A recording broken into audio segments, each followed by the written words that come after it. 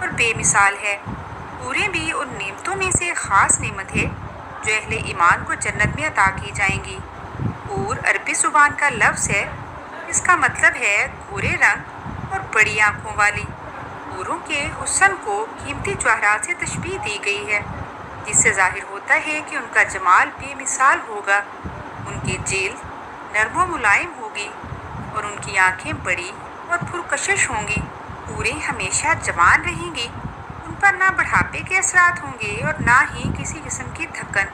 ان کے جسم پاکیزہ اور صاف ستھرے ہوں گے اور ان میں دنیاوی زندگی کی کسی کمی یا خامی کا شائبہ نہیں ہوگا۔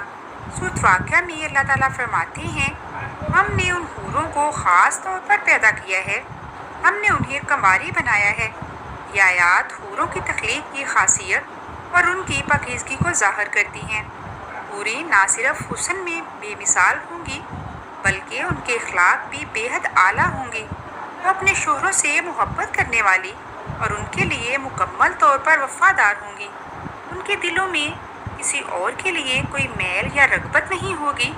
جنت کی حوروں کو اللہ تعالیٰ نے جنت کے ماحول کے مطابق تخلیق کیا ہے۔ وہ جنتی ماحول میں مکمل طور پر مطابقت رکھتی ہیں اور اہل ایمان کے لیے باعث سکون اور خوشی ہوں گی۔ ان کا کردار اور مقام جنت کی خوشیوں کو مزید بڑھا دے گا۔ اسلام میں دنیاوی عورتوں کو بھی بہت بلند مقام دیا گیا ہے۔ احادیث میں آتا ہے کہ جنتی عورتیں اپنی عبادت، صبر اور نیک اعمال کی وجہ سے حوروں سے بھی زیادہ فضیلت رکھتی ہیں۔ رسول اللہ صلی اللہ علیہ وآلہ وسلم نے فرمایا، جنتی عورتیں جنت کی حوروں سے 70 گنا زیادہ حسین ہوں گی۔ یہ حدیث اس بات کو ظاہر کرتی ہے کہ دنیا کی عورت اگر اللہ کی رضا کے مطابق زندگی گزارے تو وہ جنت میں حوروں سے بھی بلند مقام حاصل کر سکتی ہے۔